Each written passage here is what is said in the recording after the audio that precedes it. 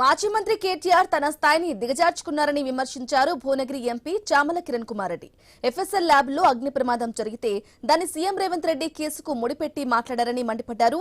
సీఎంపై విష ప్రచారం చేస్తే మున్సిపల్ ఎన్నికల్లో ఓట్లు వస్తాయని కేటీఆర్ భావిస్తున్నారని విమర్శించారు.